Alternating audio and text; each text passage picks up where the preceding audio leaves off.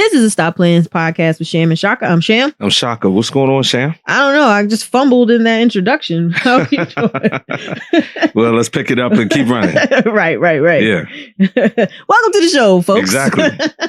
No fumble here, nothing to see here. Actually, there'll be a play later that when we talk about sports that I'll reference that because I was watching something today. Awesome. If you're just joining us for the first time, you can reach us on Facebook at the Stop Playing Podcast, also on Instagram under that same name. And you can catch us at Stop Playing _pod, Playing Pod, on Twitter. All right. Now, how's your week been? Ugh. It's been a struggle. Yeah? Yeah. It's been a struggle, but hard. It ended today being Saturday. It ended wonderfully. Good.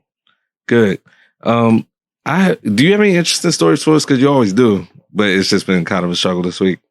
Yeah. You just spend nothing. One day after the next. One day after the next. Well, thanks one struggle after another. Yeah. I will say this for the listeners, and Sham and I were talking about it a little bit. We're working very diligently on the platforms. And we got some good stuff lined up for you guys. We're working with some new, I guess, carriers, for lack of a better word. Yeah. Oh, so we made the switch from SoundCloud to Podbean. Yeah. We're on Podbean now. So if you guys use Podbean as your primary list where you listen to podcasts, you can find us there now. Because I know a lot of people have been downloading additional apps so they could get to us. And thank you for that. But we want to make it easy. Right. And Sham has spearheaded that process. So even in the midst of what she's talking about and her struggles and all that, she's made time for that. And it's been paying off and we like it. So thank you, Podbean. And there's some big stuff coming from Podbean that we're working on. And hopefully by the next show or the show after that, we'll be able to kind of expand it. Yep. Can't stop. Don't stop. Won't stop.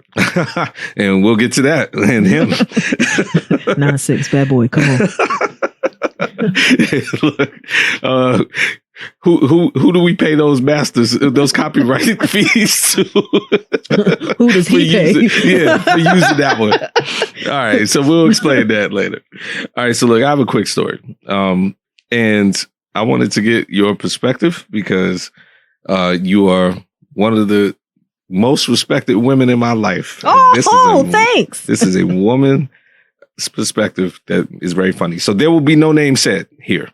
But Sham, all I'm going to say is that you were at this event and it was a couple months ago and I'm still getting stories from it.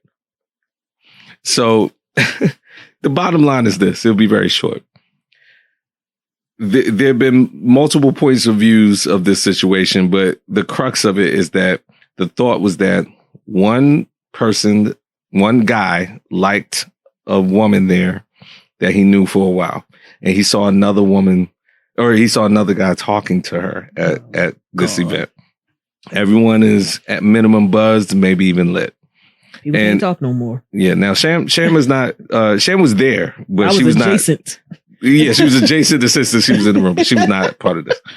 The perspective I got last night was that the first guy who liked the girl went over and talked to two other people, a brother and sister, and was talking to them about how the second guy was talking to the girl he liked. And basically was like, look at her. She don't even look happy talking to him. This and that. Yeah. Salt. Yes. That is saludas. Now, I'm going to immediately say that this sounds nothing like this individual to do something like this. But the report to me was that, this is what was said. And then, but here's the funny part that I want you to weigh on. He said, she looks miserable. She don't even look like she want to talk to him. I should go over there and break this up and save her. Not cock block. Not just cock block, but save her. Like she needed saving. So you don't think that if she didn't want to talk to him, she would have just gotten up and left? You're already jumping in right where I wanted you to. So they're talking. The sister, who was a tangential part of this, she didn't know anybody there. She only came because she was the other friend's sister, the third party, said, okay, well, I don't know anybody that you're talking about, but I'm looking over there and I'm a woman, and I can sense when women need saving, and that woman is enjoying herself. Come on. So can you weigh in on that? That's all that needs to be said. Like, let me tell you something, Shaka. If I need to be saving, my body language is going to change. I'm going to have like a goofy laugh. I'm going something is going to indicate that I need saving. But if I am fully engaged and laughing and even have like a presence of comfort around that person, I don't want to be saved. I like the fact that she was a woman. She saw that woman for about 5 minutes. Everybody else knew her. And she was like, as the only woman here, that woman's enjoying herself. So let's everybody disperse this conversation right now. Get your life. Yeah. Mind your business. Mind your business right now. And roll out. Yeah. That was reported to me yesterday. Meanwhile, I was at this event doing something else. And another thing, if you were into her that badly, another man would have never had the opportunity to come up and talk to her. Right. Because you should have been talking to her. She'd have been talking to you. Exactly. But she wasn't. So she probably didn't even know you like that. Correct. And that's another problem in itself. Correct. So I thought that was a quick little snippet that you would enjoy, especially since you're at this event. And I think you've puzzled out who I'm talking about. Not really. We can okay, have a combo we'll I have my ideals. Yeah, you have some ideas. Maybe you can float them out there. We could play a game about it.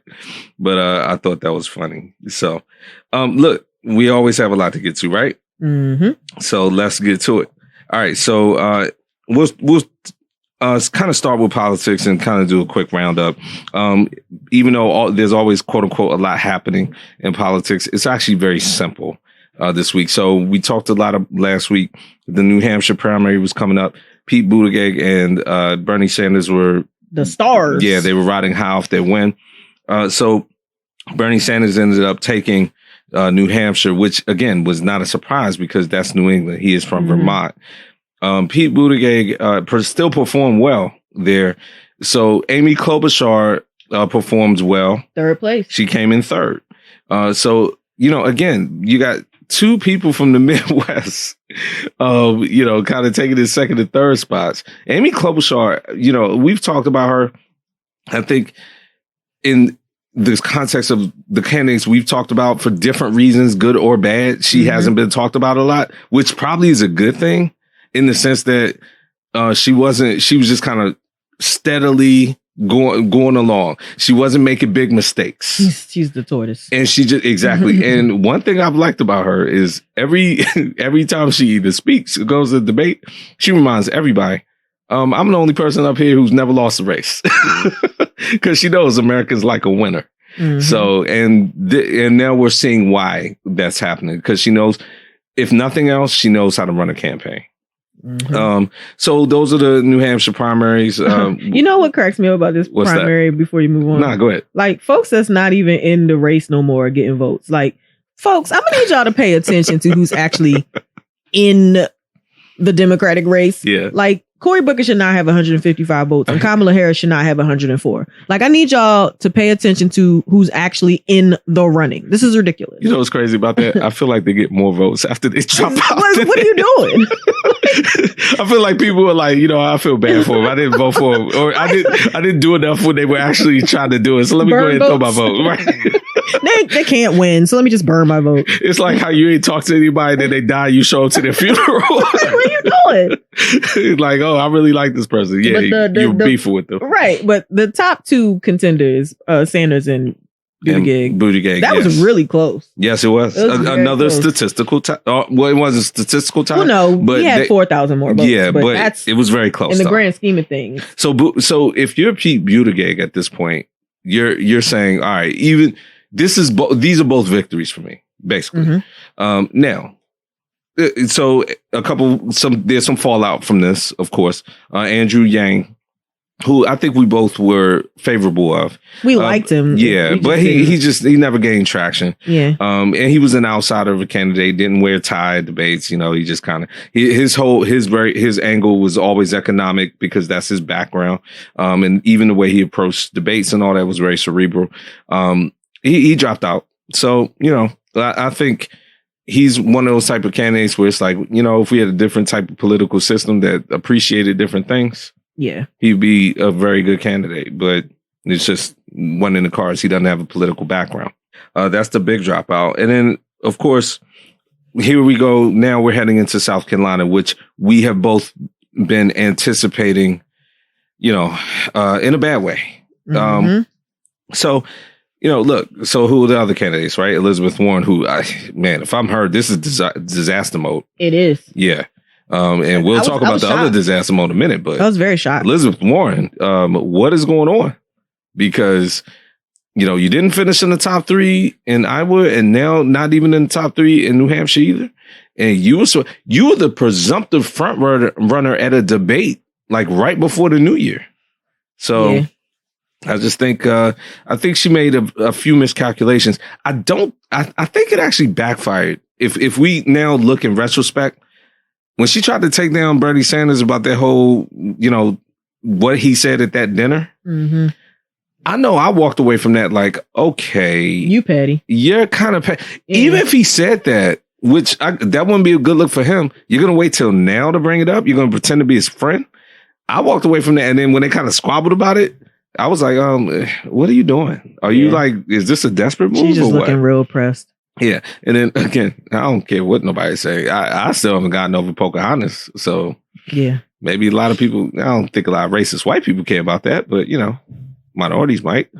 So, whatever. We'll see. I don't see her performing well in South Carolina. I don't like to make predictions, but I feel comfortable in that one. So she needs to get it together, though, and quickly. After South Carolina, it'll be Super Tuesday. So that's her pretty much. And everybody's last gasp. And then we have Uncle Joe, which will segue into our next point. So Uncle Joe Biden, he to say he hasn't performed well in these last two is an understatement. He's finished 5th in both races. Now, his whole thing is, okay, well, that's not what I wanted, but I feel good going to South Carolina. And we both know, yeah, okay, all the analytics point to the fact that he should feel good. We've talked about it on the show. Black people are going to vote for him. Old Black people are going to vote for him. We have mentioned Charlamagne the God on the show many times. And, you listen to the Breakfast Club. I don't listen to it like as much as you do, but I have a lot of respect for Charlamagne. And he has been, and the Breakfast Club has been very involved in political processes. And he was on Aaron Burnett, who I do watch a lot on CNN this week. And he had some very pointed things to say about Joe Biden. And then he actually, on top of that, said something about another candidate who we'll talk about in a second. But Sham, you were able to see that, right? Yeah, I watched the clip of him on Aaron Burnett's show, and she basically started out with, look, you're from South Carolina, discuss this. And he went straight to the point, was like, look, these Michael Bloomberg and Joe Biden are two people that Black folks in South Carolina seem to really be supporting, but these are also two people who have horrible records and made laws to oppress Black people. Yeah. And I guess his whole point is like, look at who you have, be diligent, do your due diligence, and look at these records that they have and pick the right candidate for our country right this moment. Correct. And he feels like it's like the old Black voters, like you said, that are just riding with the Biden wave because he was Barack Obama's vice president. They love Obama, so they got to love him too. And I've been saying this from the beginning, that's the whole reason why this will never work, because he's resting on pretty. You got to put in the work. You can't just be like, I was Barack Obama's vice president and that's okay. That's not enough. And, you've used that word and now it's just come to me. We've never actually said it in these terms.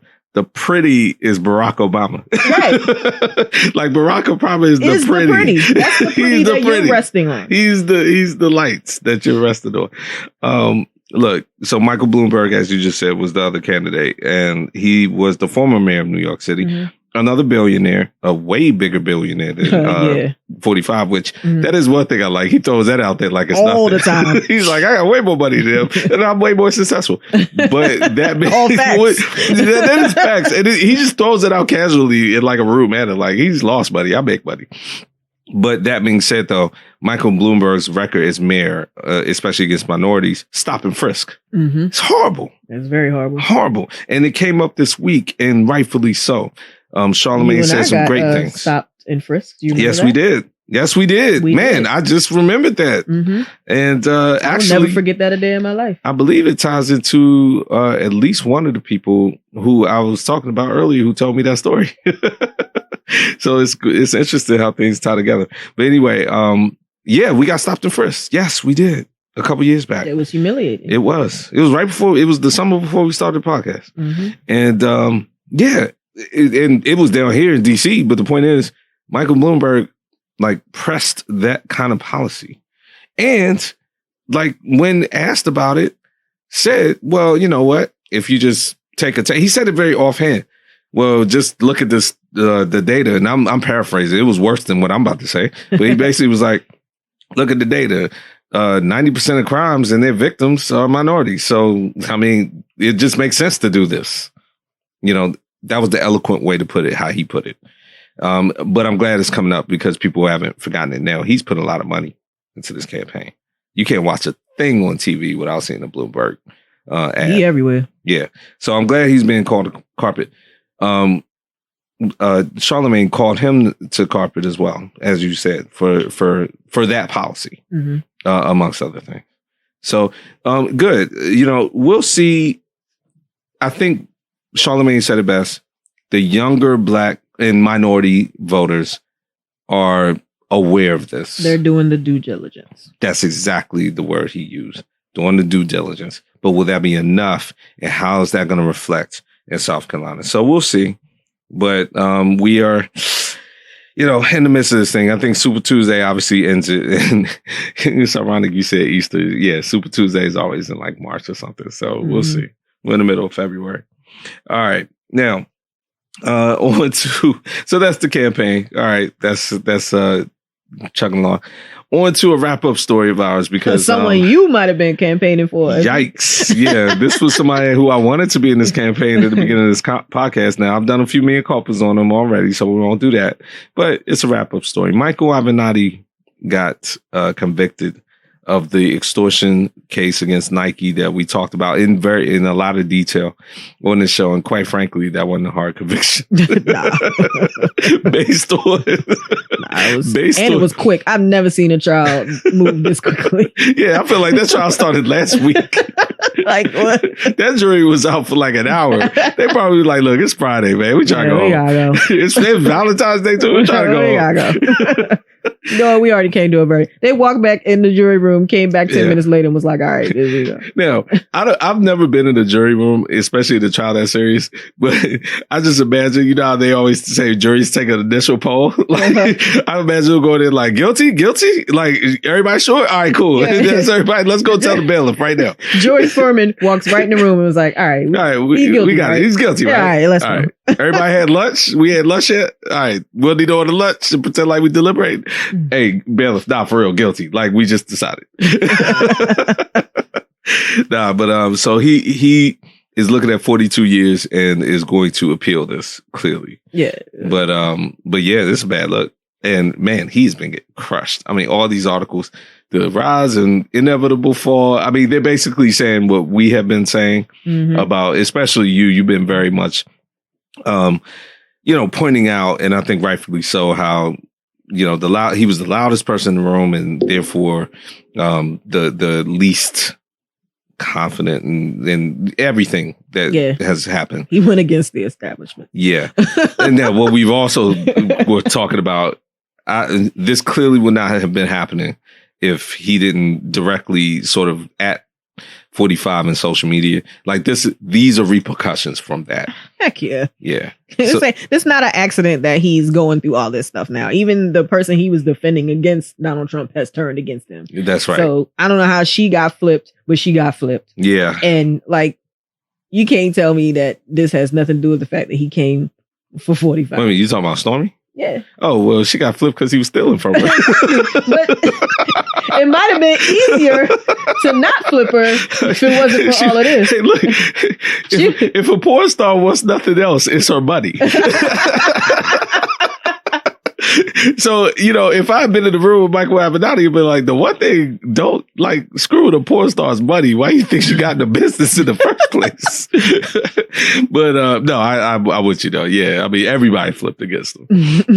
But anyway, so yeah, he will appeal. I mean, whatever, but this is a bad look for him. Yeah, so that wrapped up. Yeah. That wrapped up not nicely for him. Notice how Mark Garagos is nowhere to be found. Mark Garagos, listen, the only thing Garagos out. He was mildly connected with him in the Nike thing, only in the sense that they were but he was nowhere near that story. I wasn't on the phone with you. I didn't do anything. Yeah, I'm still out here representing Colin Kaepernick, get my whole bag. He made an Irish exit. Hey man, this scheme sounds a little too quote unquote complicated for me. I'm gonna walk out. Yeah, good luck with this. You keep that whole retainer. Like, we're not together. But yeah, so that's him.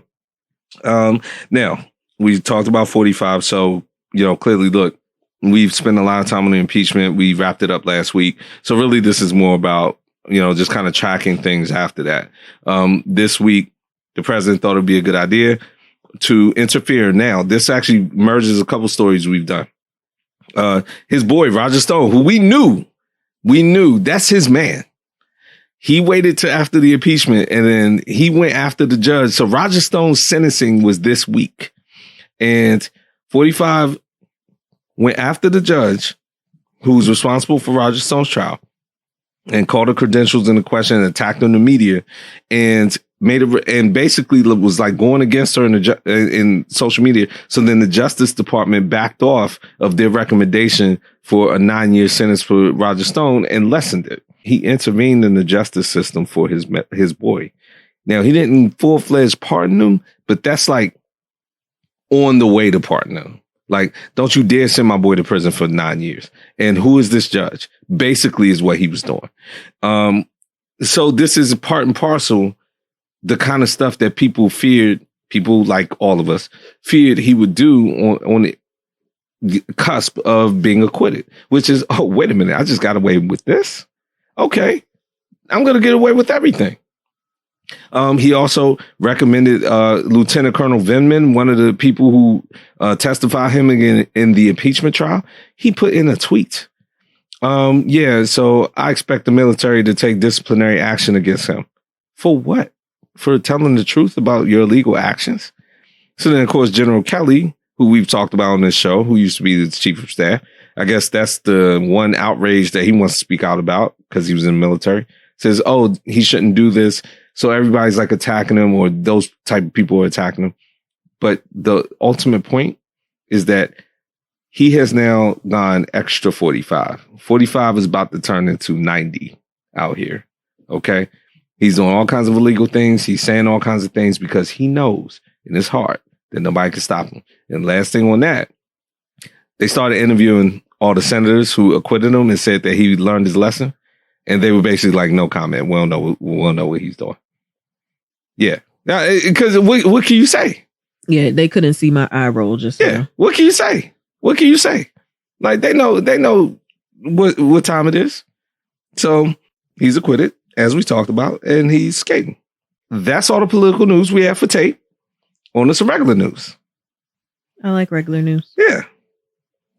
So let's go to some regular news. Let's go to somebody near and dear to your heart. And I think what he did this week was very strong.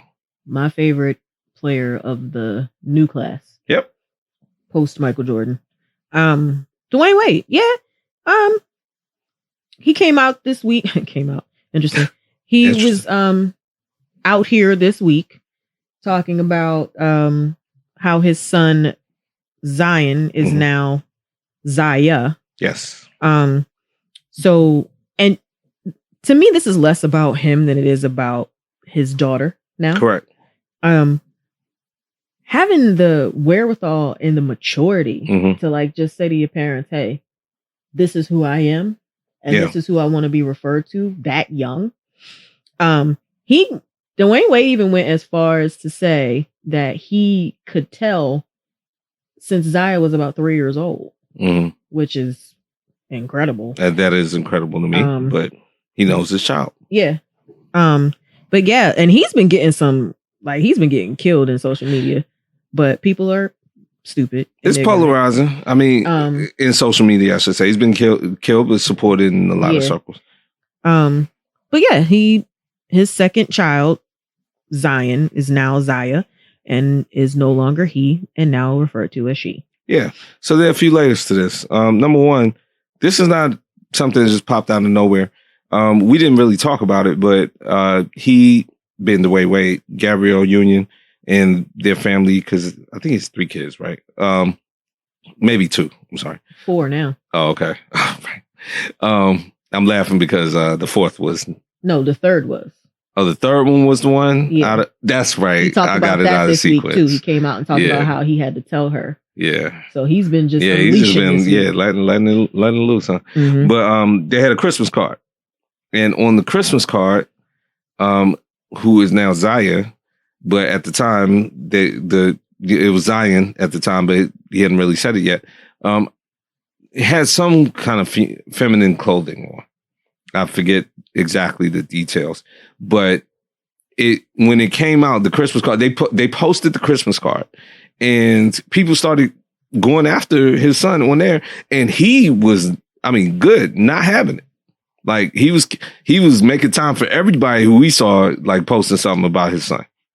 So this was not unexpected that he supported him. And you're right, it is more about Zaya than it is about Dwayne Wade. The only reason I'll say, keep bringing his part up is because obviously we wouldn't even be talking about it if it wasn't Dwayne Wade, number exactly. one. Number two, that's the whole point, right? So there's one thing in a vacuum. So let's say it was just a known person.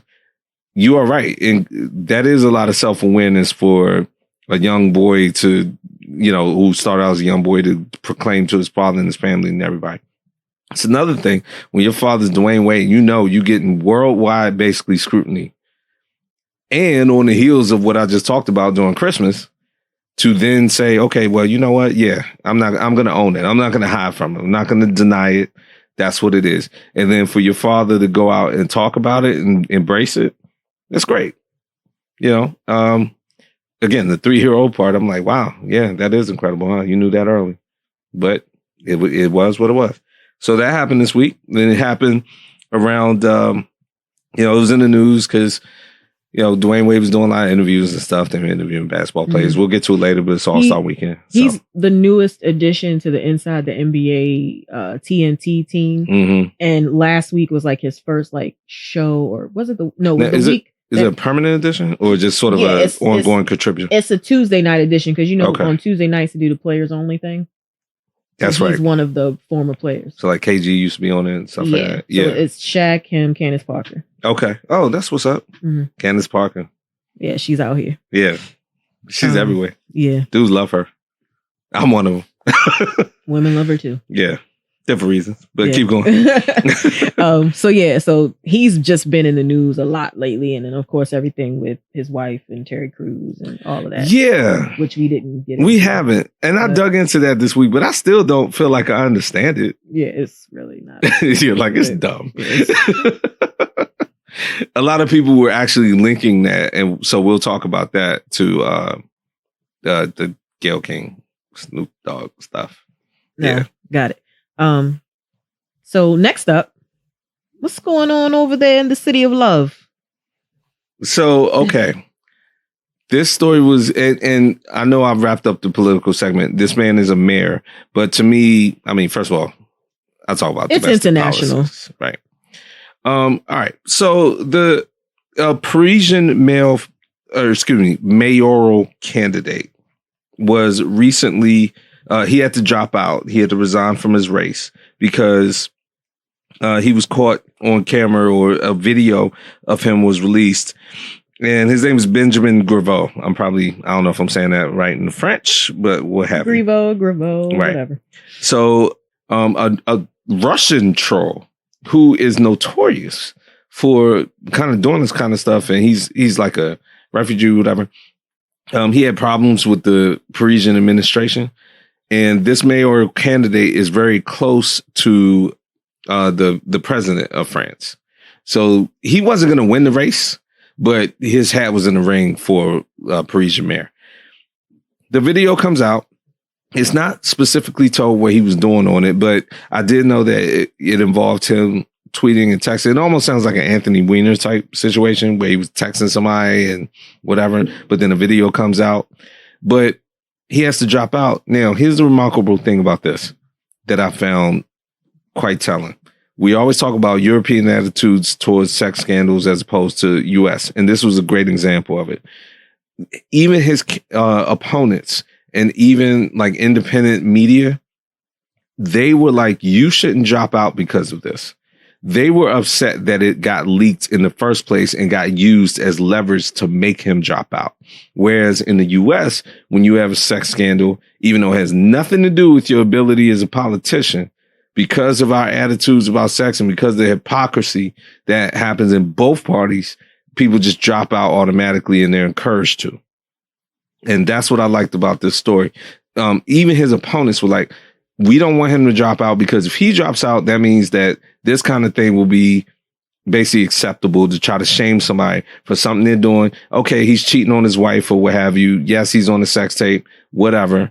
But if he's a good candidate for mayor, we don't care about that. As long as he's not doing anything illegal or like killing somebody or something like that. So I thought it was very telling. You've been to Europe. Mm-hmm. And I mean, this is reflective of their attitude, correct? Yeah, like they're like, why don't y'all grow up? Exactly. They think everybody else is a pissant. Yeah, they're like, y'all Americans be tripping over like stupid stuff like sex. Like y'all don't even know how to handle it. Like, what are y'all doing? Right. Yeah, this is what we do here.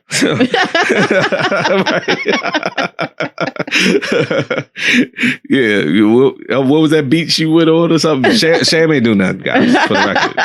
Yeah, but she knew what I was about, so she sent me a pic or two. Like, hey man, this is what they doing over here. Like open debauchery. Like, they don't care. Oh man, but yeah, I thought that was pretty telling. And in our political landscape now, where there's nothing but hypocrisy, except for the president, he could do whatever he wants. Exactly. Period. He's good. Yeah, he's good. But everybody else is fine. All right, now I got a couple mixed bag stories. Yeah. So the COVID-19, commonly known as the coronavirus. Yeah, I mean, I'm laughing, but has there's 69,000 cases now, and the number's up to almost 1,400 dead.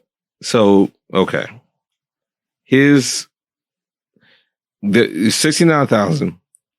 All right, so the coronavirus, which you haven't talked about on the show yet, it was building. It's been building pretty much over the past month. The news,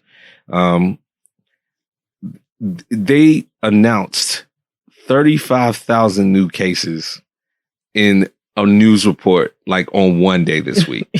So it went from like half of the 69 to where we are now. And so I woke up and watched the news, and they're like, China announces 35,000 new cases. Like, what? And then one person that died in Europe, and that's breaking news. Yes. The first death in Europe. Yeah. So yeah, the only thing I'll say about this, and we talked about this a long time ago, it reminds me of Chernobyl. It reminds me of when you have a country and a regime, the United States is not squeaky clean. We can do a cover up like everybody else. But when you're dealing with that type of regime and something happens there, you can't trust any information that comes out. So when they're like, oh, yeah, we have it under control. It's like 10,000 people. That's it. And they built, I was amazed. I shouldn't have been, though. They built like 3 hospitals in like a week. Built them from scratch just to try to contain this. And that's what I was like, okay, well, just the fact that they're acting so quickly shows me that they're a little more worried about this than they're letting on. Plus the fact that they're in China and you can't trust the word that comes out of there because they're probably embarrassed. But yeah, this situation is not good. I feel like if the CDC has now named the virus, yeah, I feel like they should have some type of cure or vaccine at this point. You naming stuff, I expect you to have something for it. One would hope, but HIV has a name. Like a bunch of the diseases have names, but they got something for it. I mean, does it work? No, but you're right. Listen, you would think. I mean, I was prompted to watch Outbreak this week. Have you ever seen that movie? We had to watch it when I was in like middle or high school. Outbreak is an awesome movie. Y'all, listeners, I don't recommend stuff that much. Sometimes I do. Go back and watch Outbreak, and you can see what the worst case scenario of this is. We don't want Operation Clean Sweep, okay?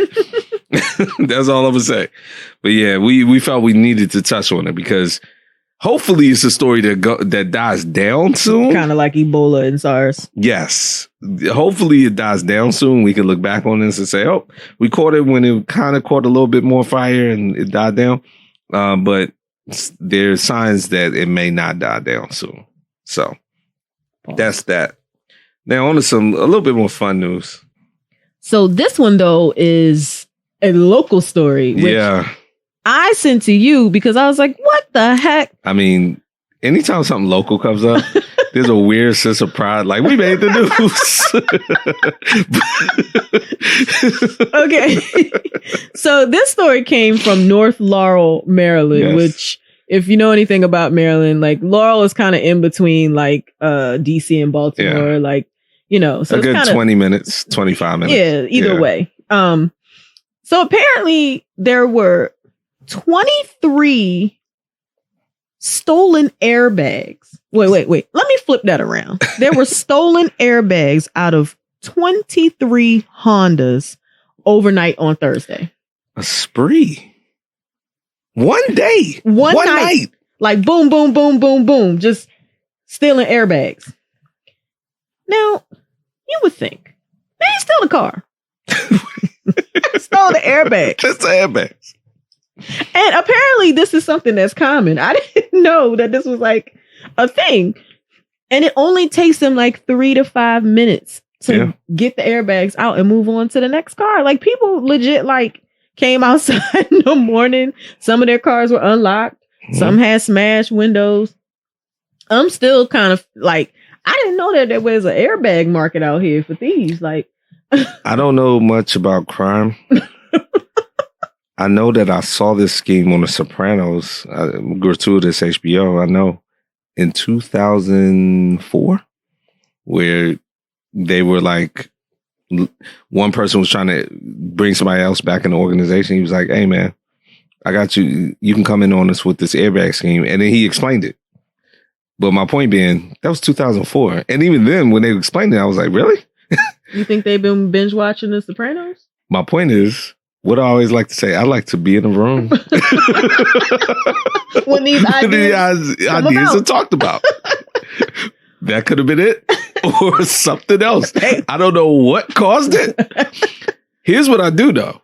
The other reason I want to be in the room when these ideas are talked about is because it was one thing. I can tell you right now, the Sopranos, they didn't do it in one day. They said, look, we got an all-go escape. I want to be in the room when they planned. They did it all in one night. That takes a lot of planning. You're going to steal all these airbags in one night? Mm-hmm. I want to know I want to go through that meeting from beginning to end. I want to know what hey, so you think the cops, no. See, we do it at this time, at this place. We'll be fine. It was great. No, I mean, not great. I mean, clearly. That took them less than 2 hours? I mean, this is a well-run operation for them. Excuse me. Look, whoever's car that was, I've had my car broken into. I've had my car stolen.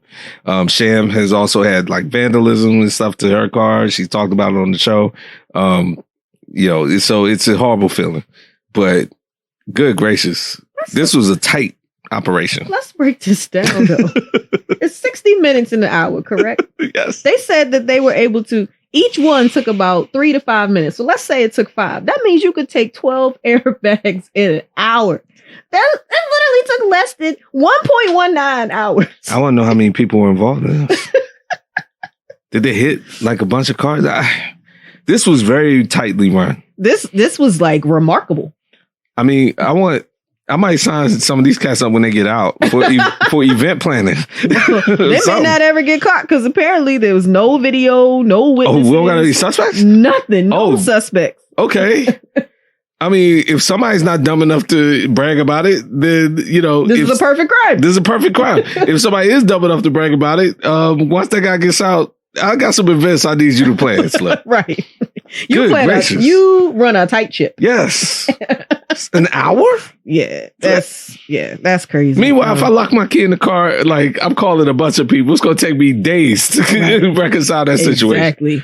So, but again, yes, we're making light of the fact that this is like a ridiculous crime. Yeah. Obviously, the people who were affected by this, we're not making fun of them because it sucks. But man, just when you think people, I mean, this is nothing people will do. There's a market for everything. Yeah, and these guys knew it. Yep. How did? Anyway, keep going. I'm really thinking this through too much, probably. I mean, look. Whew. So the gift that keeps on giving, Florida, our favorite. We haven't really gone to them in a while about stuff like this, but this is great. Yeah, in the sense of like what it's great for our show. It's great in the universe of Florida man and what they are willing to do. Yes. So there are some dolphins on the beach of Florida found shot and stabbed. Like, oh God. Horrible. What has a dolphin ever done to anybody deserve to be shot and stabbed? So I need to understand how you committed this crime. All right. So I think Sham and I will both say we love animals, especially dolphins are mammals, right? So yeah. They're family. So what are y'all doing? And why are you stabbing and or shooting the dolphin? And then leaving it there. What, are you sending a message to everybody else in the sea? Right. In the ocean? Don't mess with us? Yeah. What is this, a turf war? It's shot in the head, too. Like, why are we shooting dolphins in the head? What are y'all doing? Like, yeah, Florida. Seriously. And it was multiple dolphins, correct? So if it was just one, somebody multiple would just... beaches. Yeah, again. Now, this is something where I'm like, no, I don't respect the planning of it. Because it's like, who sits in a room and plans this? Yeah, it's just what are y'all doing? Y'all are sick. Why are you doing this? What is the message? What's supposed to be the message? That we're in Florida and we're crazy? Like, the message received. You know what I'm saying? But nah, why would somebody do this? I don't know. Had to be Florida. They're saying that like the fact that dolphins get fed by people and they learn to associate people with their boats and their food, it puts like them in harmful conditions when they're out on their boats and sailing about. So there's, I guess, I don't know if the dolphins are attacking them or coming up, whatever the case may be. Like, why are we shooting dolphins in the head? So if one dolphin, one place attacks somebody and they had to shoot them, I feel like the person would explain that and be like, hey, man, this is what happened.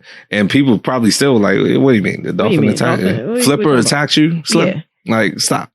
And if that was the case, the police would not be offering a reward of 20 grand to find people who have been doing this. A coordinated attack against dolphins, unless somebody said what you just said to a group and all of them were high on like PCP or something and was like, listen, man, because you just explained it eloquently. Like, look, the dolphins are after us. They're taking our food. They're attacking us. Like, we got to do something about this right now. And like get a bunch of addicts together and do this coordinated. They all should go to jail. But the point is, that's the only way I could see this happening. Like that I could draw that string. Right.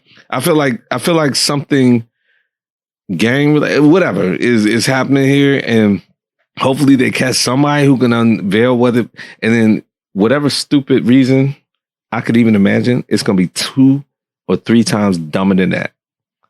Because when I watch like crime or shows or ID channel or whatever, and they tell the dumb reason, somebody sits in the room and says the dumb reason why they committed a crime, especially like murder and stuff, they be like, well, we did send a message about this. It's like, really?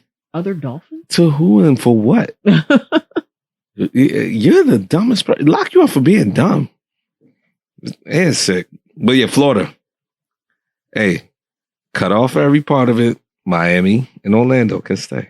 Okay? Right? Meh. Meh. Miami. You've never been as hyped about Miami as I have, but that's okay.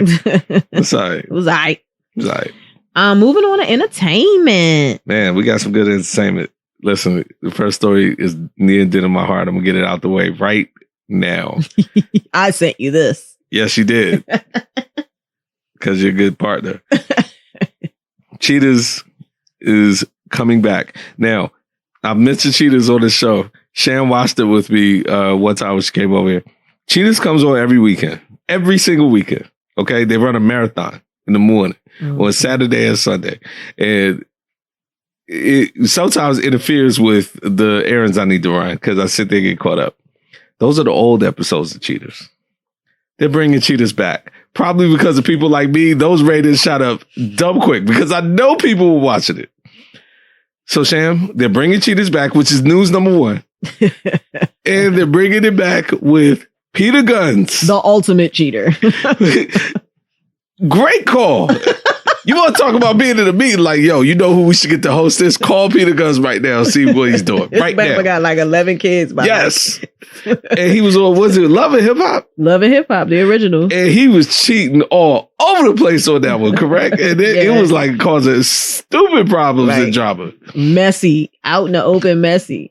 So you get a known cheater to be the host. Now, the hosts of cheaters are usually like really obnoxious.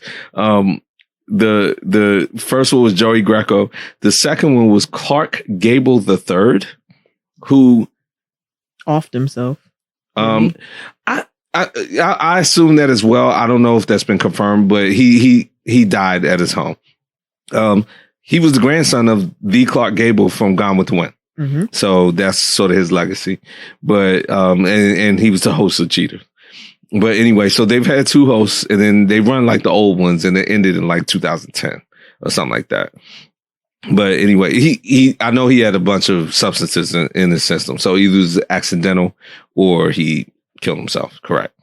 But anyway, so they usually what they do is they portray themselves as like these really good guys, and then they confront the cheater, especially if it's a guy, and they're like, you know, what are you doing? Why are you doing this and this and that? So I think the angle they're going to take for this one is like Peter Guns is still going to do that, but he's probably also like going to, you know, just wear it. Like, look, man, I do all this kind of stuff. Like you being sloppy right now. Like you pulling one of my moves. Oh, so Joey Greco, was on there until 2012. Oh, he got stabbed. And then, so he got stabbed. And then Clark Gable was on there from 12 to 17. And then I guess. Oh, wow. 17? Okay. And then Joey Greco came back and is there until Peter Guns. Wait a minute. They've made new ones since 17? Or. It says Joey Greco, 2017 to the present. Wow. Okay. Maybe I'm just. The present is now Peter Guns. Yeah. So now it's Peter Guns. But yeah, Joey Greco got stabbed by one of the participants. That. Yeah. So anyway, so we'll see how Peter Guns does with this. I think this is a nice little interesting little take to have it, because what's going to happen is some of the people are going to be like, you know, especially people who know hip hop are going to be like, wait a minute, you're Peter Guns, you're a cheater. Like, why are you talking to me about this? And he's going to be like, it's not about me, it's about you, you know, stuff like that. Then you'll hear, like, when he's rolling up on a cheater, you might hear Uptown Baby in the background. Or, I was joking with somebody, he might try to holler at that girl. You know, you don't need this. Let me show you. You don't need all this. Why don't you come with me? Either he'll holler at the girl, or if she goes back to the guy, which sometimes happens, then he'll holler at the third party like, hey, man, he just went back with her. Why don't you come with us? We'll get a ride. We're going to give her a ride home. Y'all go home. Right. Yeah. He going to take the better look at the two. So, yes, I'm very excited about this. I love Cheaters. I've alluded to trash shows I watch. Cheaters is a trash show. I watch it faithfully. You do. Faithfully. All right. So, confession. Moving on to the next story, which is kind of like attached to a story we talked about last week. We talked a lot about Kobe Bryant's legacy last week. And one main portion of that was Gayle King's interview with Lisa Leslie and the reactions from that. We talked about 50 Cent and Snoop having very harsh words. Yeah. To say about Gayle King, but one of them has backtracked and it's not 50. Yeah, of course not. If Gayle King's waiting on that one, don't hold your breath. But Snoop did apologize. And, you know, when we were talking about Kobe, you were talking about like the reaction of black men to his death and all that. What we didn't talk about, because it hadn't really bubbled up yet, or it hadn't exploded, I should say. We knew that the Snoop and Gayle King thing that happened, but there was a lot of sort of a civil war about even that amongst especially black social media about the treatment of black women. Because I mean, I joked about it and I said, Snoop went gangsta rap on her. Yeah, when I say gangsta rap, like he really disrespected her like a lot. Yeah, he did. In that tweet. So anyway, long story short, he cites talking to his mother about it, which, okay, Miss Brodus, because I believe that's his name. Thank you for stepping in here, I guess, but there's a bunch of stuff I guess you could step in on either before this. Like Snoop is what, 50? Oh, he's 48 actually. I saw. Yeah. So okay, thanks for stepping in on this. But he said he talked to his mother and she kind of like brought him back to earth, like, hey man, what are you doing? So I do like his apology though. Were you able to read like verbatim? Okay. Well, how you feel about his apology? I mean, I guess it's necessary, especially if you're Snoop, who I think Snoop likes to be liked. Yeah, I agree. It helps his brand to apologize, but I feel like sometimes you meant what you said. That's how you really felt. You really did. Maybe it was not maybe, it was very disrespectful. Yes, it was. But I mean, I'm not here for people apologizing for things that they meant in their heart. And he meant that. So, okay. I like what you said. Don't apologize as if you didn't mean it. Mm-hmm. Now, there's certain types of apologies, like I shouldn't have said that. Right.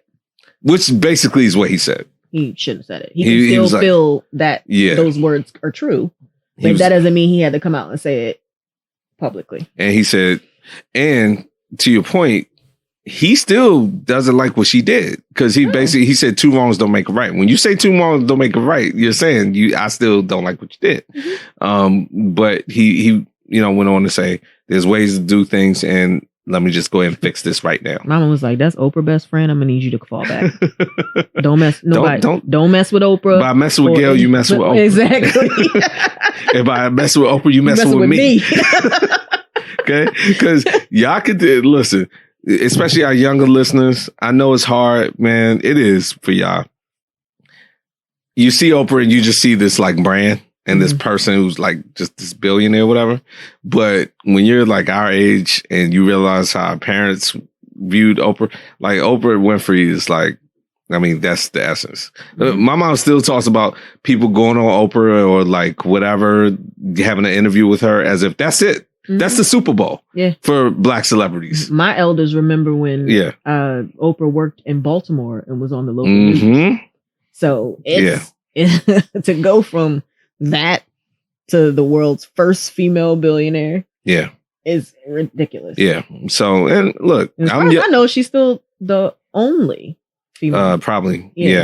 And I'm young enough to remember her on TV. Mm-hmm. So the point being, then you talk about Gayle King, and Gayle King could be as accomplished as she wants, and she has accomplished a lot. And I gave her some big ups for R. Kelly last week. But to me, it's like, that's Oprah's friend.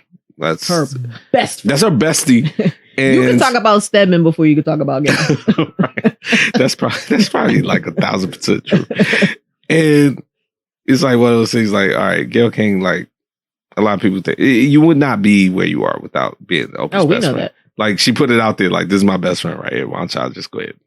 But anyway, so yeah, he apologized. And yes, Snoop has a relationship with Martha Stewart. They have a show. Mm-hmm. It's a wonderful show. You watch it? I've watched several episodes. Yeah. I think that is very entertaining, the fact that they have that show. One of them is a felon and it's not him. Right. Yo, why people be putting up memes about Arthur Stewart and talk about, she's harder than Tekashi. She's harder than, she didn't flip. She didn't give anybody, she didn't get her fans done. She did her time and came out.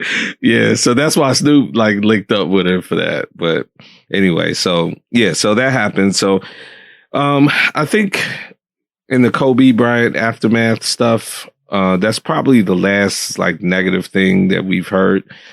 Just to wrap up our questions, there was a private ceremony earlier this week, a private burial for Kobe Bryant and Gigi. I believe it actually happened on the 7th. Yeah. So last Friday. Yeah. So as you talked about, there will be still the memorial on the 24th.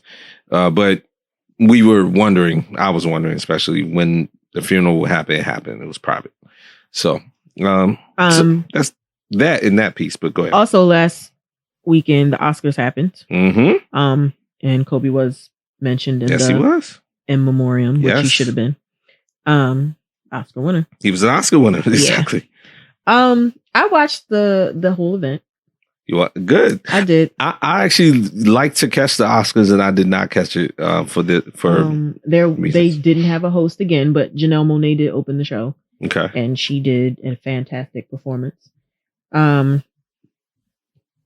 So they had a little section with Steve Martin and Chris Rock.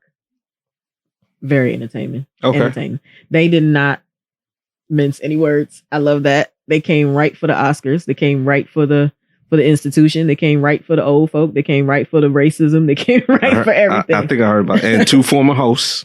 Two former multiple hosts. Mm-hmm. Yeah. So it's important. Yeah, go ahead. Very important. They did an excellent job. They mentioned how saying something on Twitter could lose you a job hosting the show. We talked about They went that. straight to that. Yeah, we did talk about that. We felt like Kevin Hart should have hosted anyway. But I mean, it wasn't even Twitter. Yeah, that was 1,000 years ago. Go back and binge listen and you'll get to that one. I liked when Eminem appeared. People were like, what is he doing there? Okay, I'm going to need y'all to remember this.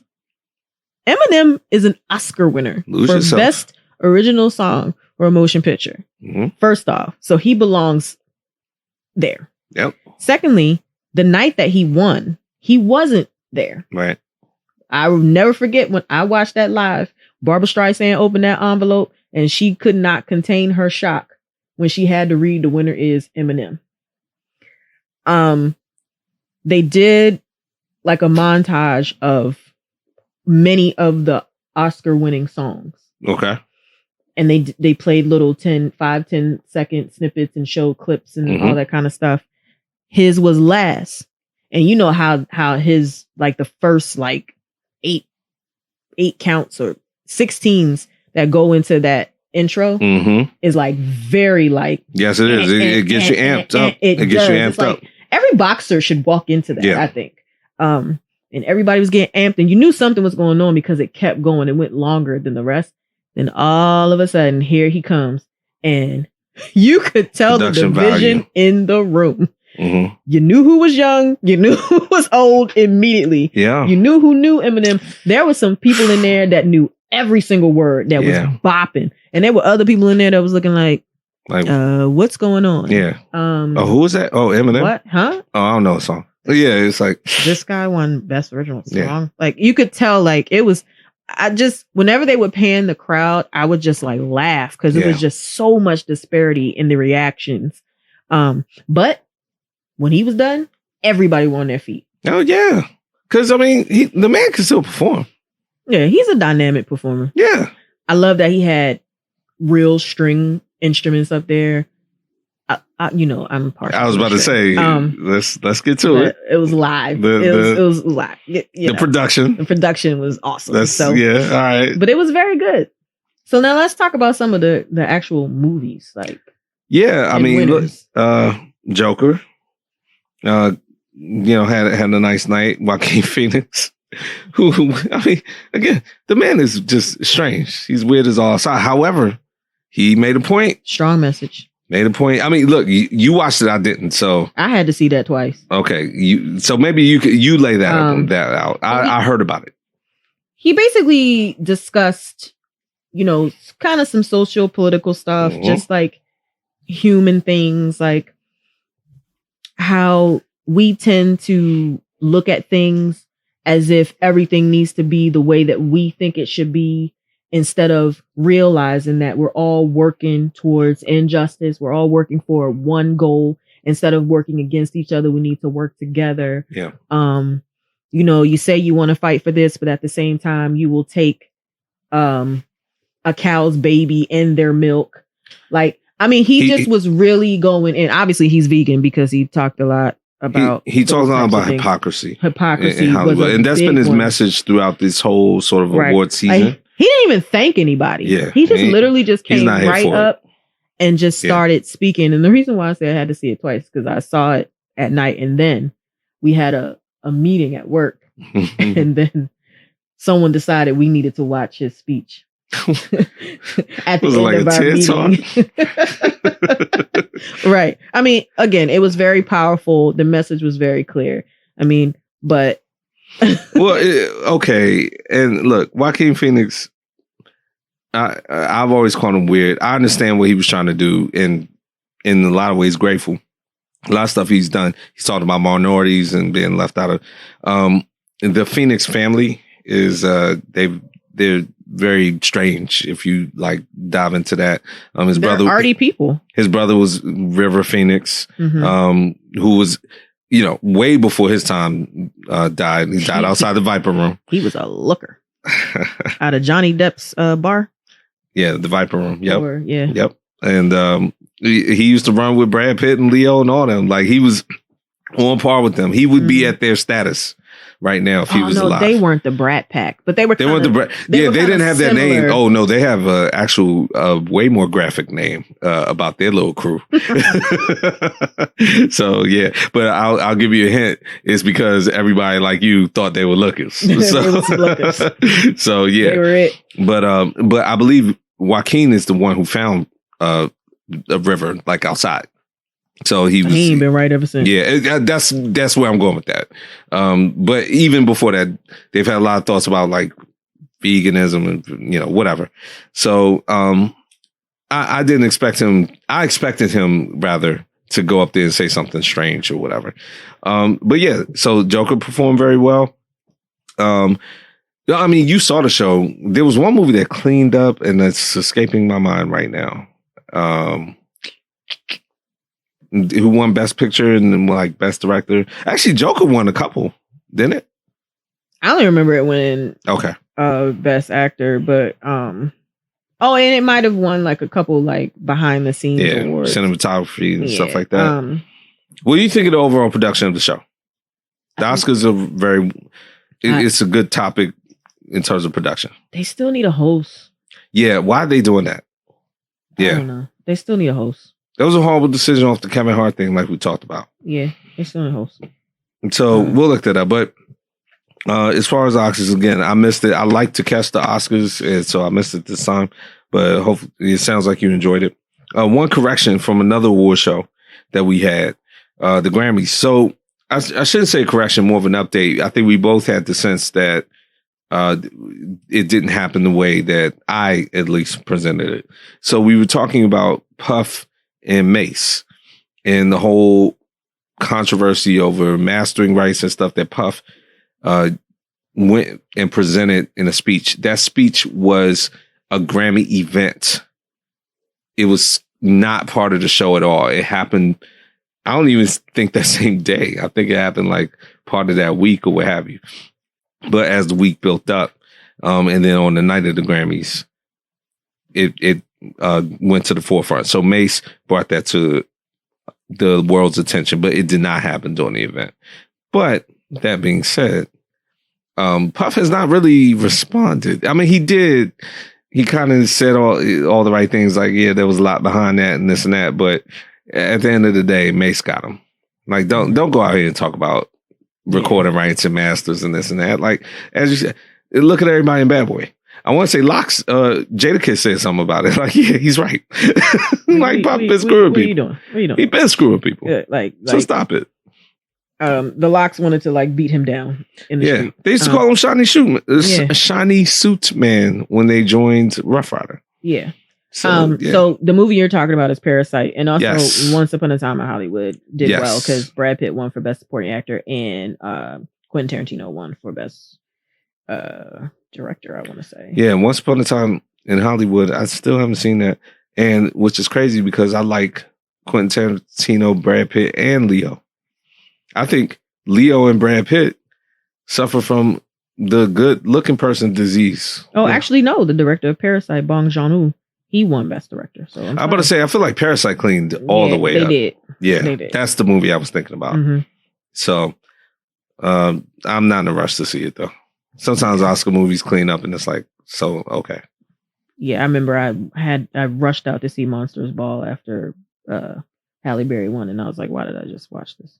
Meanwhile, so did I, and I'm like, glad I watched it. But we have two different reasons for that. Are you ready to get into some sports? Always. Actually, no. No. What are we talking about? What are we talking about? Either we could cut this or we could keep it because we know we're gonna. We know we got one thing more to talk about. Look. We definitely not gonna cut it. We're not cutting it. Here we go. The Power finale happened. The finale of the show. Power has given us a lot of good tape on this show. Yes. So the finale was an hour and a half. So you knew it was going to be a lot in it. I buckled up. As soon as I put the Stars app on and saw the time, I was like, whoa, this is going to be a roller coaster. Right. So Sham saw it first. Mm-hmm. I saw it and I'm like hitting her all through it. I'm like, don't say another word until you get I'm liking this. I'm not liking it. She's like, just ride it out. Chill. Basically, like chill. Wait for it.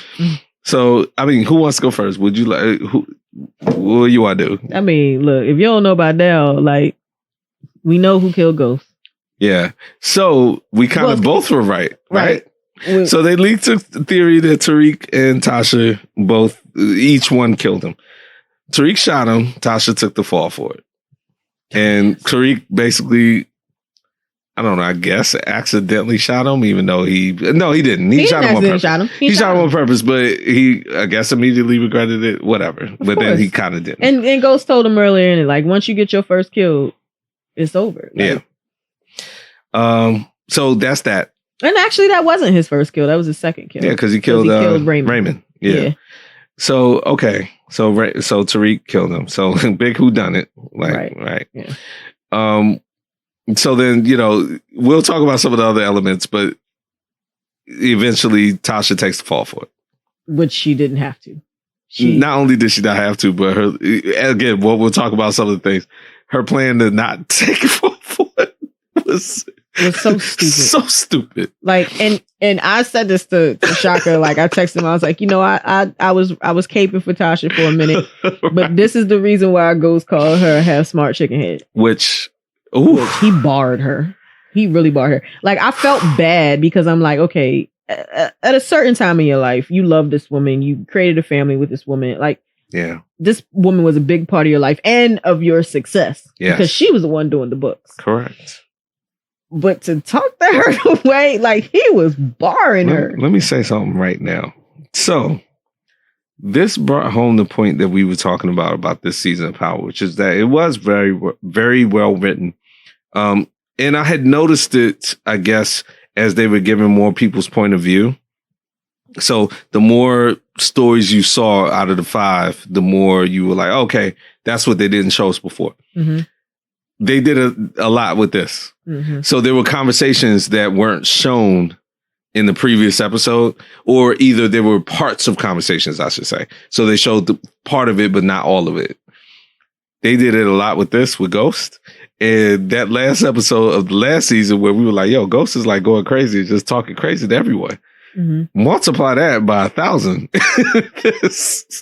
Yeah, he was talking. Ghost was talking crazy to everybody. I mean, and the way he was talking, I text Sham, and y'all, I'm sorry, I may sound a certain kind of way. The way Ghost was talking to Tasha sometimes, yes, it was very disrespectful to call her a half smart chicken head. But I mean, that got everybody's attention. But just the way he was talking to her in general, it was like, it was entertaining to watch because most of the time Ghost tries to be like this sort of reserved person. Mm-hmm. And he's, everyone around, he kind of carries like everyone around him is crazy, but he's like the sane one and whatever. And this revealed that like, okay, when brought to the brink, he will just start tripping on you and just make you feel like nothing. And that's what he was doing with her. And that's what he was doing with a lot of people. Yeah. I mean, he did it with Tariq. Most of them were nothing. Oh, wow. To him. You know what I mean? Yeah. In that way. But like to see him talk to his wife and his child that way, it was kind of crazy. But I think the one thing about Ghost that I feel like was a detriment to him was that And, he's a father. Yeah. He kept trying to hold on to the hope that Tariq would be better, turn around. Like, how many times this kid go and just totally disrespect you and show you who he is before you? And that's one of the things that Tariq said when he shot him or before he killed him. Mm-hmm. Like, I am you, basically, which he didn't have to be him. Correct. The way they wrote it was so far-fetched. Like, yeah, they were trying to just bring it to a string. He ain't had no gang. That kid wasn't no gangster. But they just forced him to be one. Yeah. And let's talk about how when the will reading. I mean, that was hilarious. That was the best. So I get nothing. She was like, "That's all right. Tariq will take care of me. You don't get anything until you graduate from a 4-year institution." And then the look on his face was like, "That's like the worst thing they asked me to do." Right, because the whole thing was, you are going to go to college. Yeah. You are not about to be in this life. And Tariq was like, "Okay, he gone. I can do what the heck I want." Wrong. No, you get nothing either. And who is that? Who did the will reading that I didn't notice at first, but he's been in the show. Owens. Yeah. Elvin from the Cosby Show. Elvin from the Cosby Show, who, little side story, was working at Trader Joe's. And a couple years back. Some lady took a picture of him, tried to shame him. Not even a couple years. This was like last year. Yeah, it was very, very recent. Yeah. Yes. And Tyler Perry was like, "I'll give you a job," which he has. Right. He's been on the Have and Have Nots, and then sprung board back to prominence. Yep. Now he was on Power. But yeah, he was like, "No, actually, Tariq, you have to go to college and blah blah blah blah." And Tasha, you get nothing. But yeah, no, you're right. The will reading was crazy. Yeah.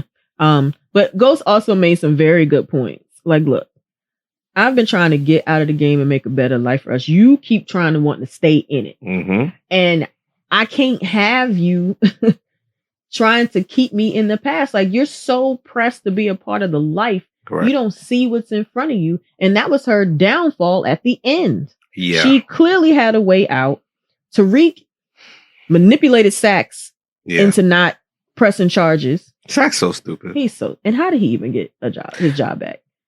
Yeah, keep going. And then she gets a job working with Stern. She gets herself right where she needs to be. And what does she do? The one man that's been by her side through all of this, she tries to frame him. I mean, a sloppy framing at that. What a horrible frame job. He drove you to the spot in which you said you was going to take care of Ghost. Did you forget? He was like, "I went to the damn dining down the street." I mean, I love that. I knew I was going to need an alibi. Yeah. Like, come on, like, you stupid. Like, what, you thought he was that dumb? And not only that, you didn't have to do that. No, you didn't. You didn't have to do anything. You were already straight. Tariq said, "I handled it." Now, I can see why she might not have believed him. Right. However, but he did. He did. He handled it. No eyes were on them anymore. What does she do? She goes and messes herself up, and she did it to herself, so she deserves to be in prison where she is. I mean, all of that, a couple other things. Number one, first of all, they really threw down with Sasha and the guy in the show, like just the sex scene. Yeah, because, the guy before that was Terry, and, they didn't do a lot with that. So, yeah, she was really doing her little thing. That's what they used to do with her and Ghost. At the beginning. Mm-hmm. I like how Tariq was like, "Where you been at?" She was like, "You forgot who the parent is and all that." And I'm like, you know what? You haven't been a parent to that kid a long time. You haven't been a parent since you're horrible. Like, you're horrible. Like, stop. Sax, listen, I just don't understand how somebody could go from, okay, you're working in DA's office. You've been found to have planted evidence, done all that. The new DA comes in, he kicks you out. Then, okay, fine. The new DA gets in trouble. That was very conveniently done. Blame Tate. Yeah. So then all of a sudden you're back in the DA's office. And not only that, but you're back giving interviews on the same case that you were like found to have tainted in the first place. You're supposed to have a desk job and be on probation for like 90 days. You ain't supposed to be knee deep in a case. Yeah. Already. And they leave you in that room by yourself. Oh yeah, I'm going to, make this interview. I'm good. Like you said, what have you said about law enforcement, and especially that DA's office? That DA's office is a joke. It's horrible. Okay. So there was that. I love with Ghost, when he was screaming at Tasha about look, Tariq, like, he's spoiled. Like, this is, because at first I even was like, man, Ghost kind of lied about, taking a fall or whatever. And he did. But at the same time, after that, it was like, all right, but I see what he's saying. Like, oh, we need to be here for him. That's all we've been doing. It's just carrying him the whole time. And now somebody put a meme best. When you shoot your father for doing nothing but like carrying weight for you like your whole life and not holding you accountable for anything. Yeah, I honestly didn't understand the hatred for Ghost from Tariq until he said it. You left us for Angela. Yeah. That's the harboring resentment that he has. Other than that, like, I didn't understand how he went from loving his dad to being enraged and having all this anger and blaming him for everything that's wrong that's happened in his life. Like, I didn't understand. It just didn't make sense. And it's like, has nothing your father did up to that point meant anything? And even then, okay, so you can be angry at him for that. You don't kill him for it? Nah. Right. Like, it just didn't seem like enough. Yeah. So whatever. So it was what it was. Power. Yeah. At the end, I like the way it was written because they did a lot of dialogue with Ghost, and it's the show is at its best when Ghost is talking and Ghost is explaining things and explaining his thought process. So that drove it. And a lot of the stuff I was texting you about was like, man, I love how Ghost said this and I love how he said that. But then when it comes back to like the plot at the very end, they kind of crashed on that, in my opinion. But whatever. Now, let's talk about the aftermath. Right? So we got a couple previews. Got Tommy, which we know about. I'm excited about that. That's fine. What is this? Method Man and Mary J. Blige are going to be in with Tasha, and they're going to... So, maybe are we talking about 5 different shows completely? Or what? As far as I know, there's only 2. So, they keep saying book 3, book 4, book 5. Oh, there's the Kanan book. So, I think there's 3 that I caught. So there's the one that has Michael Rainey Jr. and Notori and Mary J. Blige and Method Man. I think that's the post death of Ghost and what's going to happen from there. Okay. There's a Tommy spinoff happening. And then there's the one about Kanan. And that's what I saw. So the Kanan one was the prequel, So what I'm asking? Oh, when Ghost and Tommy were young? Correct. I'm thinking that's the Kanan one. Yeah, because they're like, hey, Kanan's waiting for us or whatever. Now, and I'm excited about the kid that plays Tommy because he's Ethan Kukowski from Shameless. He plays Carl. Which is cool, but like he don't look anything like Tommy should be looking at that. Right, but as an actor. Oh, yeah, now as an actor, it's fine. He's insane. Do you watch Shameless? I have seen it. He's like the perfect kid to play Tommy. Okay, well, you know what? This is probably cosmetic. I wish they made his hair because Tommy was blind, right? Oh yeah. So they had this like he was white, but he had a brunette. I was like, oh wait, okay, well he's talking like Tommy, I guess would talk, but that's it. That preview, I get it. It made its point, but I was like, this is corny. Well, first of all, you hate Angela. So, like, that was a whole, like, Angela preview. She wasn't even cute. Whoa, that's a kid, Sham. Is she a kid? In the preview. Really? Or is she an older actress playing a kid? Any excuse to get away with Shane 25 Angela. Playing a 15-year-old. Any excuse. Come on now. Because she was like, I'm going to choke. And here's the get information. I see that.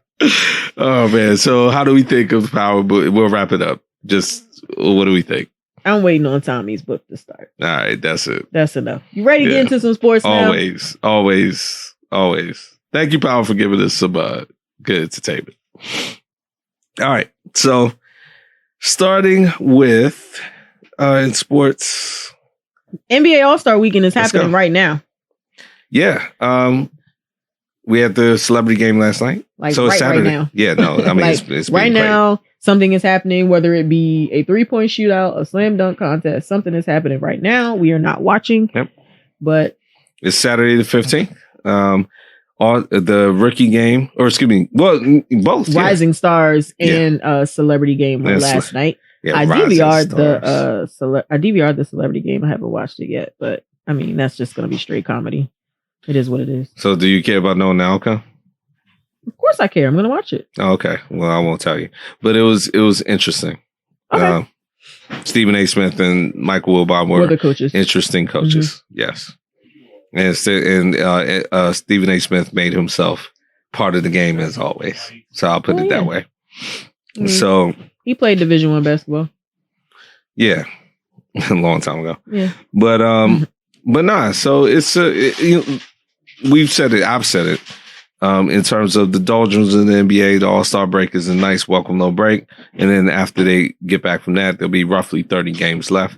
So we can sprint to the finish. That's when they're going to turn it on. Yeah. Any notables for the All-Star weekend up to this point? The fact that Damian Lillard won't be in it, and then they put in Devin Booker, who should have made the All-Star team anyway. I probably would have taken him over Brandon Ingram, but what do I know? I mean, right. More than Giannis Antetokounmpo. But Paul George also got injured, like right on the verge. I had a friend of mine who told me he thought Paul George planned the trip and didn't realize what weekend it was for. It was like, oh my God, my heavy, I can't play. Somebody needs to go in. And it seems like, hey, look, I don't know Paul George from the canopy, but some of the stories I've heard about him, especially his time in Indiana, I wouldn't put that past him. I'll just put it that way.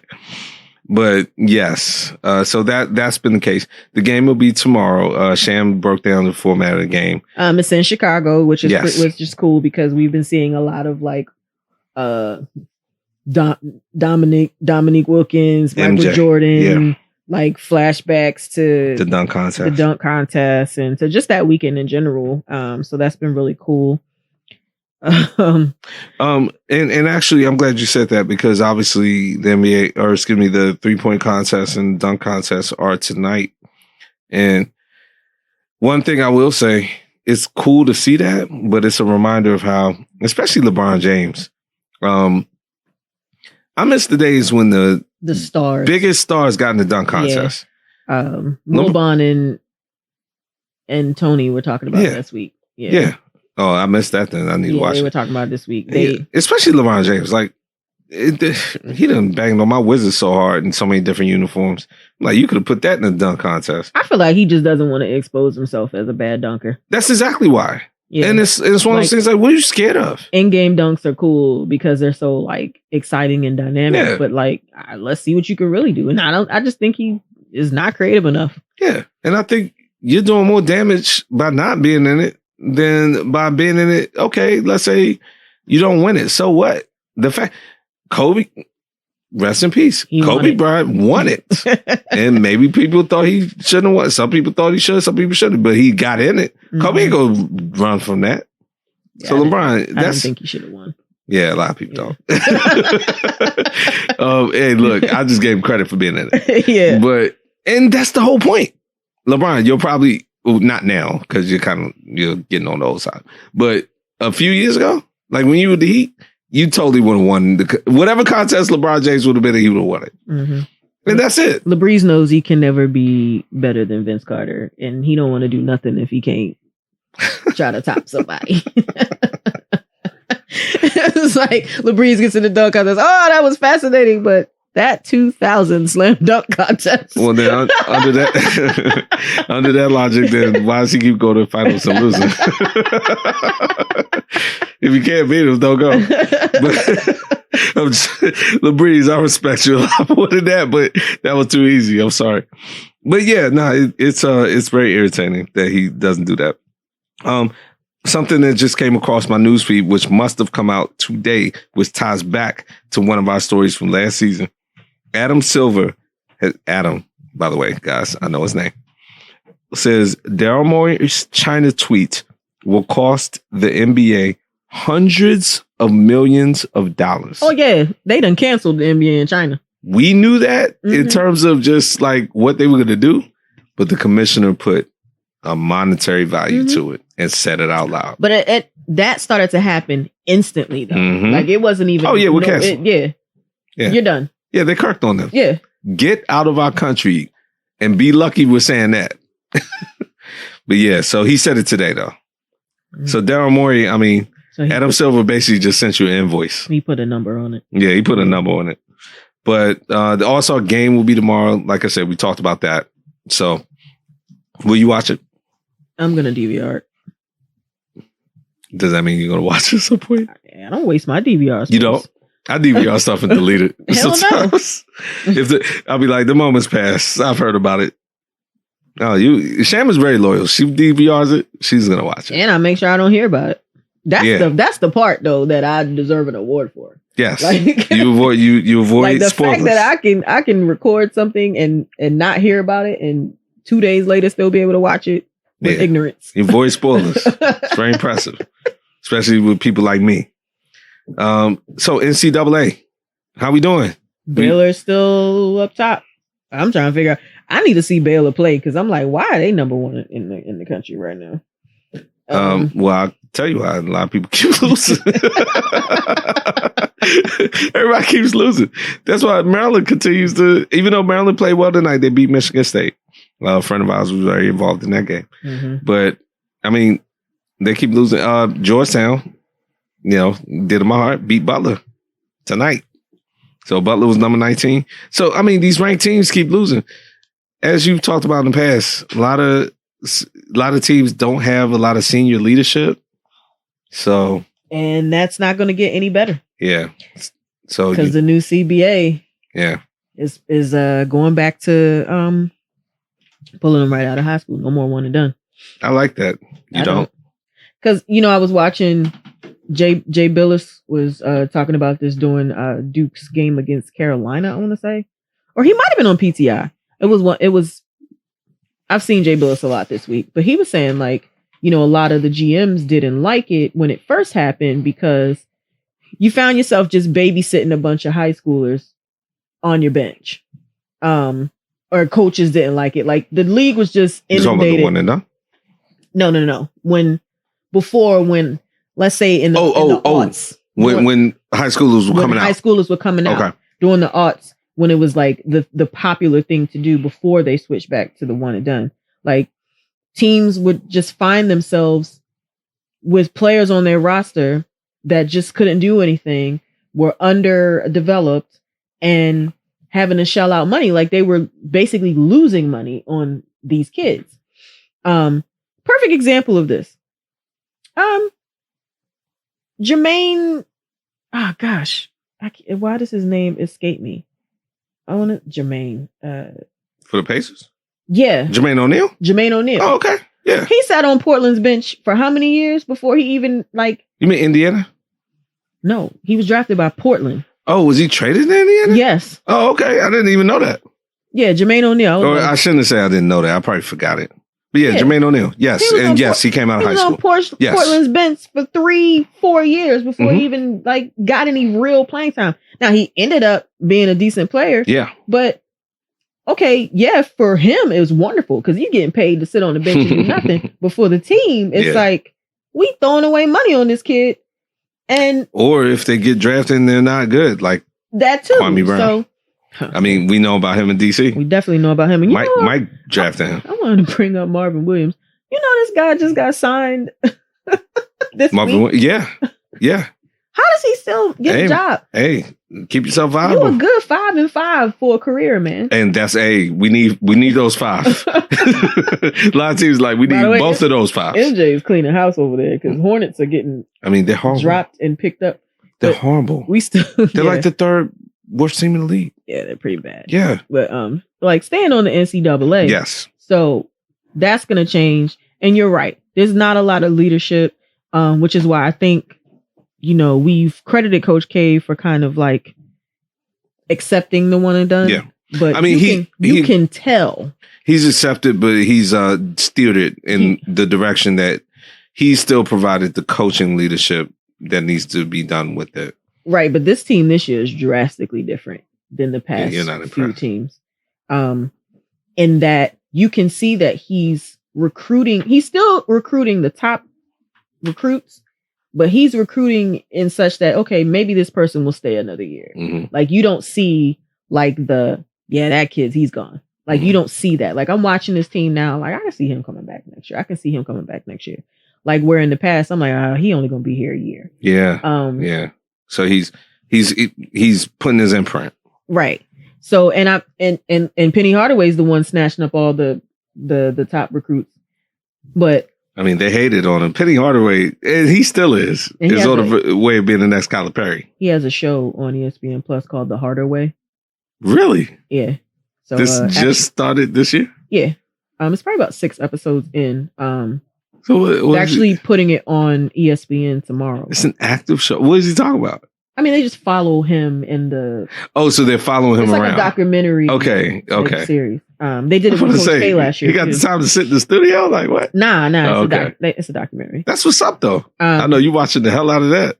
But mark my words, if you're not paying attention to Auburn, you're not watching college basketball. They're balling. Okay.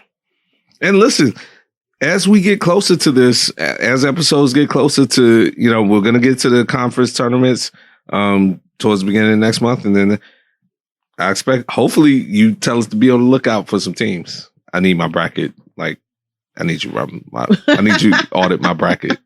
Actually, I got asked at work, and I was like, "Hey, you want to be a part of?" I just started a job. 5 months ago, but they were like, "We're doing a bracket this year. This is my first bracket at the job," and they were like, "You gonna do a bracket?" And I was like, yeah, I'll do it." So I thought of you. I was like, "Yeah, I need an expert, so I don't embarrass myself out here." See, fantasy football, I'm cool. They're like, "Yo, you're gonna be in fantasy next year," but brackets, I'm like, "Nah, I need to show myself." Yeah, right. So, any other college basketball notes at the moment? Nah. No. Like I was saying last week, it was rivalry week. Duke ended up winning that game against UNC in overtime. Good win. Great game. Good win. And then they turned around and beat Florida State, who they were tied with in the ACC. So I'm liking this part of the season because it looks like, and I've said this before, like we're seeing the teams and how they've developed at this half of the season. So we're starting to see who the teams that are going to be up top at the end are developing. Mm-hmm. Great. Yeah. Great. All right. Well, look, NFL, not a lot going on right now. Obviously, we are in probably the deadest zone you're going to be in the NFL. Only a few stories trickle out. There was one I didn't add to our outline. Josh Norman got cut from the local team, the Washington Redskins. The only reason that was notable, they kept running on ESPN. They were like, Redskins cut Josh Norman and saved $12.5 million in cap space. So they were obsessed with the fact that the man was overpaid as a corner. And Josh Norman had been benched for like the last 5 games last year. I didn't even know that. I just know I never heard his name. He had. And basically, they didn't completely deactivate him, probably because they didn't want him to make a lot of like ruckus about it. So it was a little agreement. So they've released him. And Ron Rivera took him out to dinner and because he used to coach him in Carolina. And he was basically like, "Look, we're going to let you go." Yeah. The more important thing to come out of that organization, though, is that they hired Jennifer King. Yes. She's the first full-time African-American female coach in the NFL.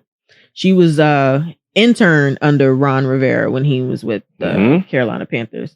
And he's hired her to a full-time position. Look at the Washington football team / racist Redskins name doing something progressive. Ron Rivera's putting a stamp on the team. Now, we haven't played a second of actual football yet. So hopefully, we don't know what his impact will be there. But in terms of PR, he's made all the right moves so far. I don't like this. Which? I don't like that he's putting respect on the rest of his name. Yeah, that does damage to the Eagles. you depended on. You talk about layups. You know, you play the Giants, and that's a layup during the season.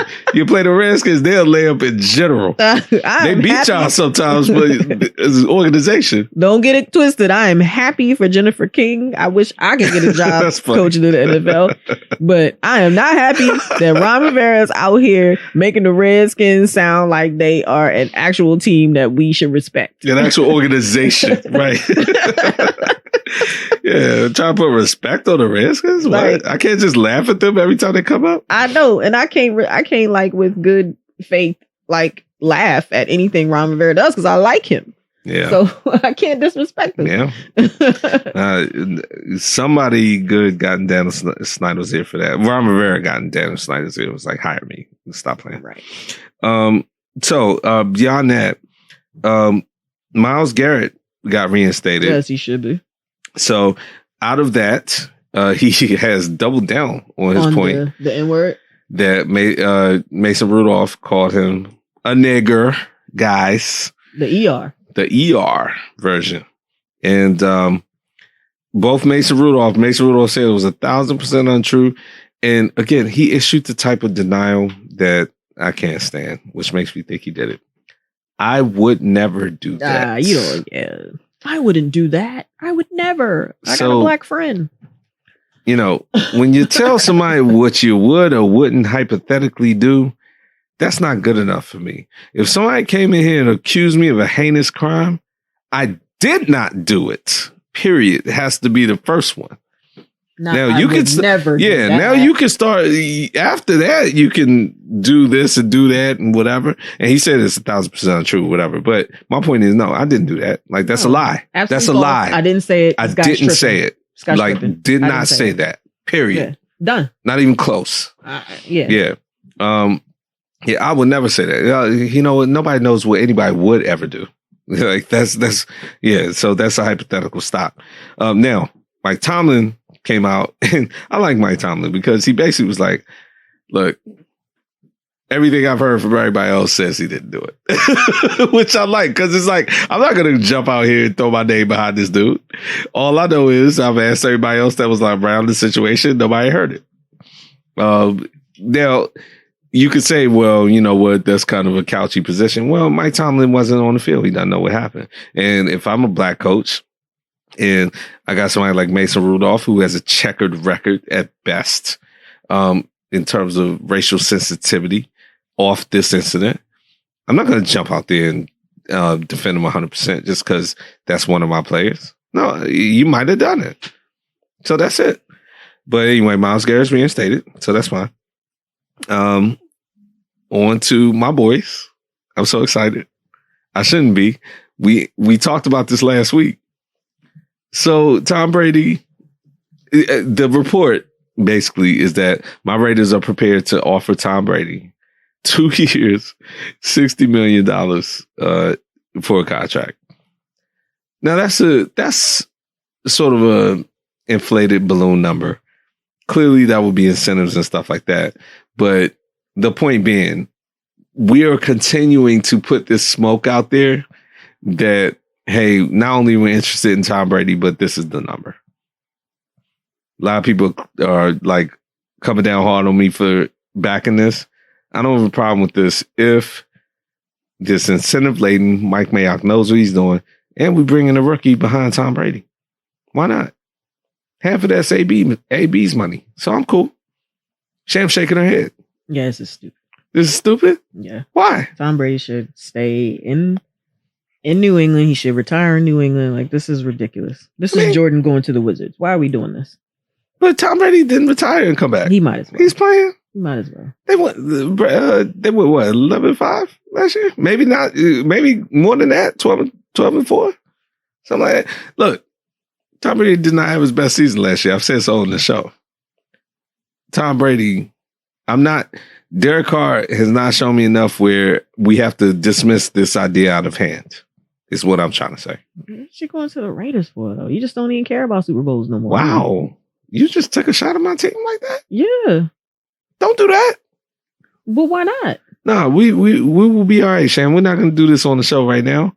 But Tom Brady could come to us and we can make a couple other little adjustments, so we'll be fine. Okay, it ain't personal. Like, I ain't saying I want to stab you in the neck or nothing. I mean, but it feels like that. It feels like that. It ain't personal.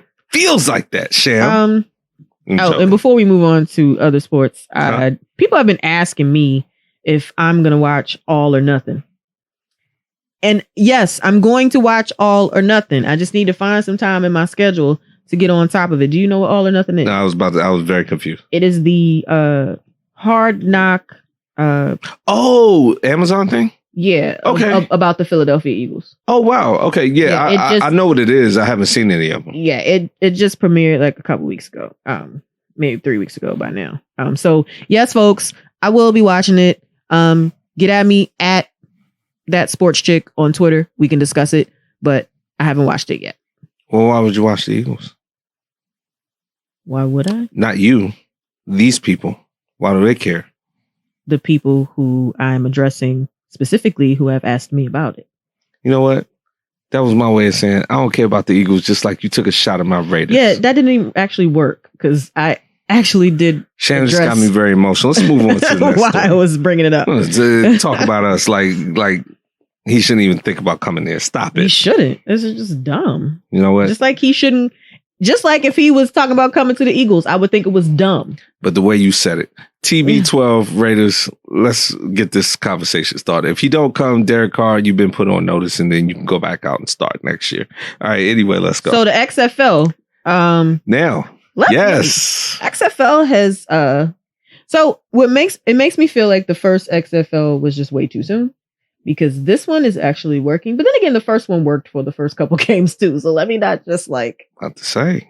But this second carnation seems to be pretty good. And our DC team is doing pretty well as well. So DC Defenders, unfortunately, I was supposed to go to this game today. And some things happened. So we couldn't go. But as Sham said, XFL, at least in its first 2 weeks, has been very impressive. The difference between this incarnation and the last one is that the XFL, the last time, had one good week, and then it completely crashed the second week. And there were all kinds of technical issues and stuff like that. There's a 30 for 30 about it. Exactly. That's where I'm getting all this information from, watching that.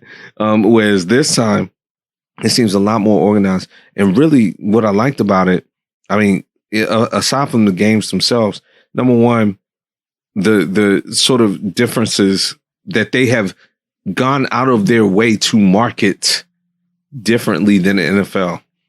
I'm going to tell you a couple of differences I loved right now. Instant replay. And it had been talked about before it started, and then you could see it during the game. They are completely transparent about instant replay. They go inside the booth, and then they show like the person in the upper booth reviewing the plays, and they're mic'd. So basically you hear the decision-making process in reviewing the play. So by the time the referee's announcing it, you already know the outcome. I'm cool with that because at least you can see the thought process behind it. Thing number two, the pacing of the game is great. Now, where I'm mixed on is them miking the coaches. Listen, I love miking the coaches when they're like kirking out on people and screaming on people because they're reflecting what I'm doing as a fan. I don't like them. They mic them on plays. They mic the coaches and even the quarterback on plays so you can hear what play is being called. Talking too much. I don't like that. I don't like that because, you know, it ruins the element of surprise. Like if there's, you know, fake punt, whatever. And just in general. I don't need to get all that. They ain't got to worry about nobody stealing them because all you got to do is watch the tape. Now, talking about miking the players, though. So let's take an example from today's game. And this pretty much encapsulates my whole idea about the league. So DC Defenders play the New York Guardians, which the reason I was going to go to games because a lot of our friends from New York and they need to hold on to something. So they wanted a rivalry with this. Yeah. We mopped them off the face of the earth, 27-0. They want a rivalry with DC. Right. Like, stop trying to make fetch happen. Stop it. So Matt McGloin, who used to quarterback the Raiders, okay, is the quarterback for the New York Guardians. So the Guardians are getting beaten. So they mic the players on the sideline. He's complaining on the sideline about the play calling and about like the offense and the team in general. And just, he knows he's mic'd. He said, this is the worst game I've ever been a part of. I hate the play calling. I hate this. I hate that. And this is the kind of stuff you're going to get in the XFL. These are basically ex-NFL players who are already kind of bitter that they're in this league in the first place. And then they feel like it's below them. And if they're losing especially, you're going to get these kind of raw emotions. It was good to see on my end as a winning team. But, I mean, it's entertaining. But it's one of those things like, man, this is like, are people ready for this? Because Matt McGloin should get cut tomorrow for how he was talking. And there was a lot of that in the league. And that's been the case. So it's kind of like real sports meets the WWF, which, of course, is Vince McMahon. So there's like a drama to it, basically. Have you seen any of the games on TV to that extent? No. Okay. Because they're always on when I'm at work. So, yeah, it's entertaining. And my DVR schedule is not XFL certified. Whoa, what does that mean? I mean, it doesn't go in the schedule yet.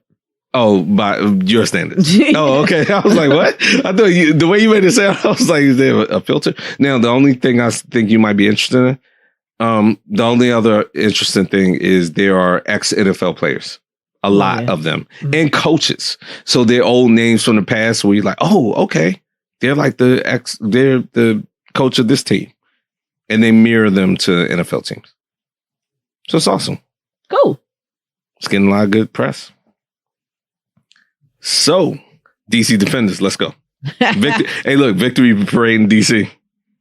Another one. I was thinking about that. I was like, what if the DC Defenders wins the XFL championship? Yeah, we're good. And there's another parade in DC that doesn't include the Redskins. I'm thinking about getting gear, Sam.